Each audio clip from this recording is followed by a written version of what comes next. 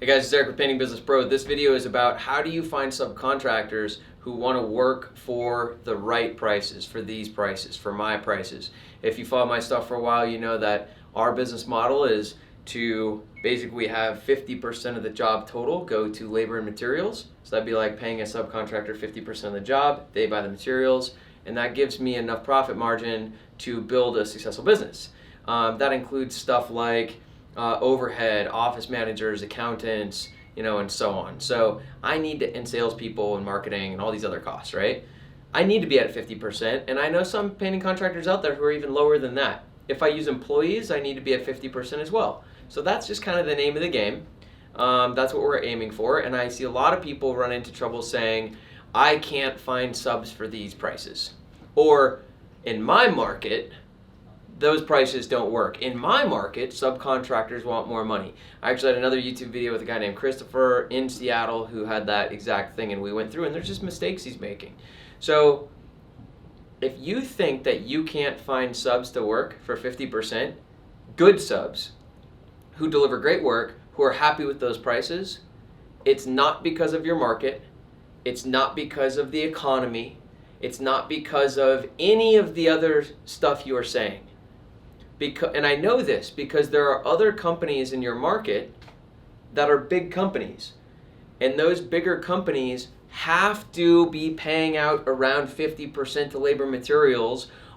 And they have to because they couldn't be a big company without doing that.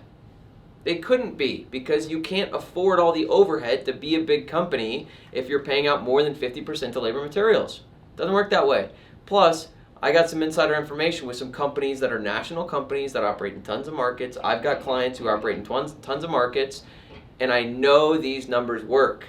So the first step is you've got to be willing to get out of your own way. You've got to be willing to give up your point of view that you can't find people for these prices. Now, the first caveat here is these prices, yeah, you actually do need to be bidding properly. If you're following my estimating advice, which we'll put a link below this video with a link to our estimating formulas that you can download for free, but if you're following my estimating advice, that's going to give you the price you need so that 50% will be fair.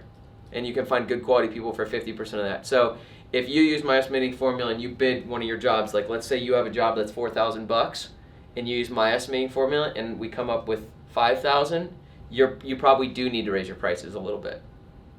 Now let's assume that you're bidding your jobs right. How do you know you're bidding your jobs right? There's a couple ways, okay? The first way is use my estimating formulas. All right, that's one way. All right, and if you're coming up with about the right price, your bids are good. The second thing is materials should be about 15% of the job.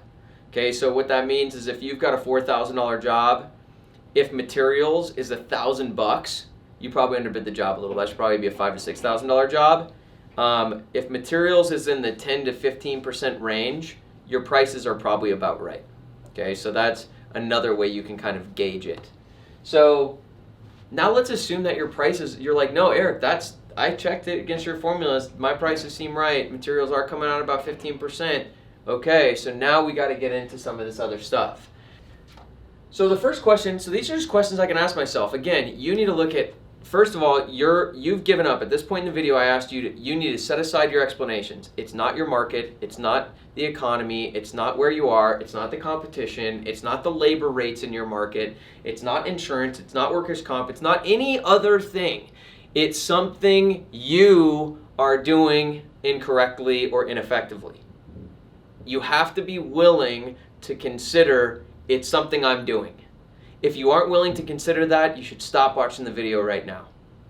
Because you can get to good quality subs who you're paying the 50% out to as long as your prices are right. That is possible in every market.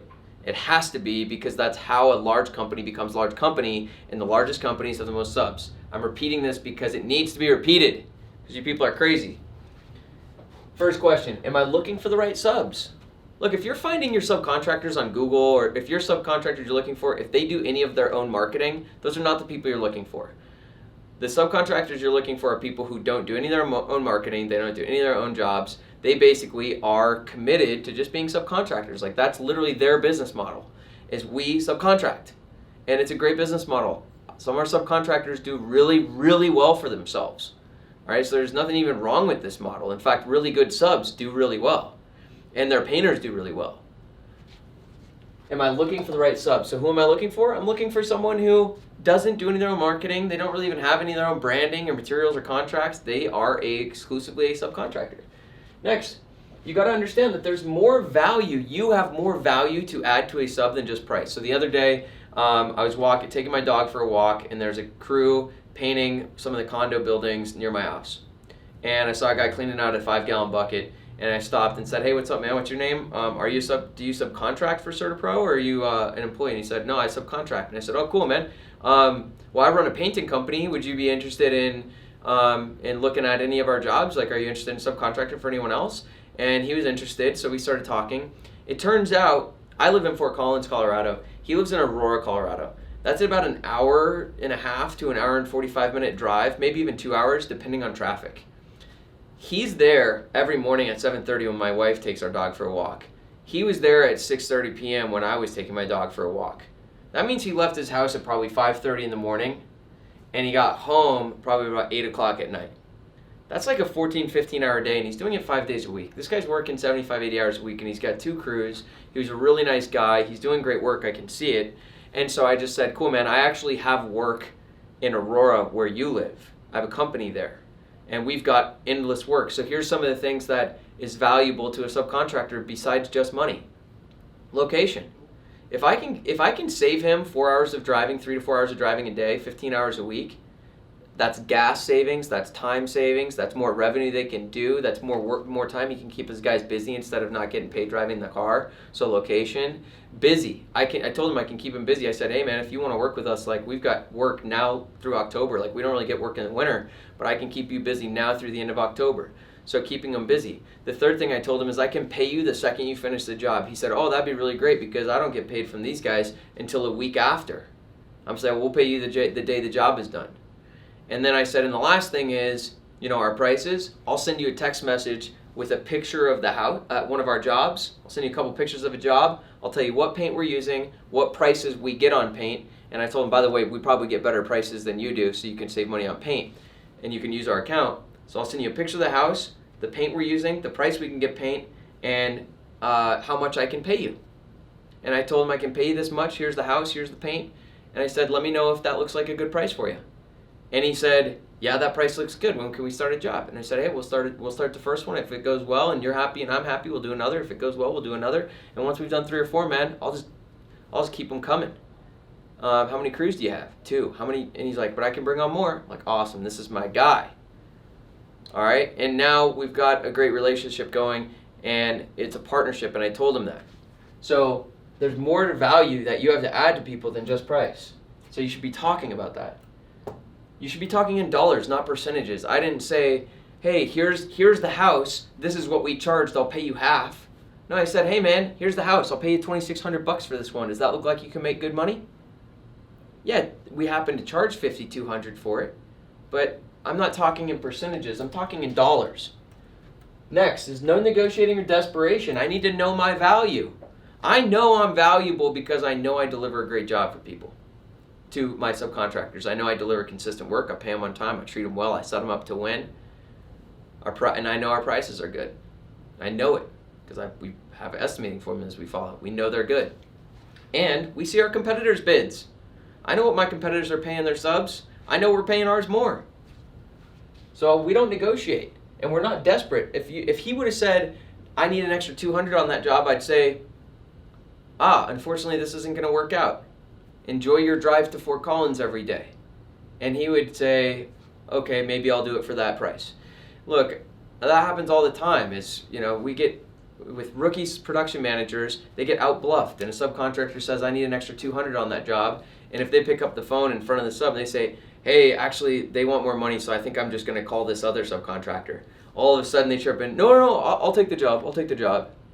Because they're bluffing you, and you cannot negotiate. You need to hold a line. You need to be the leader. You need to be in control.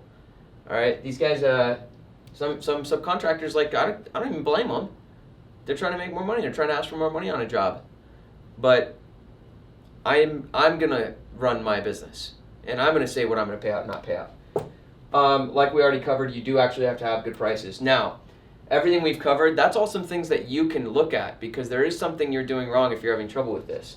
So here's the next thing. If none of this, if you're like, Eric, I'm doing all that. Like, well, there's something you're not doing. So you need to inspect your process, every word, your job ad, your phone call, how you send them a sample bid.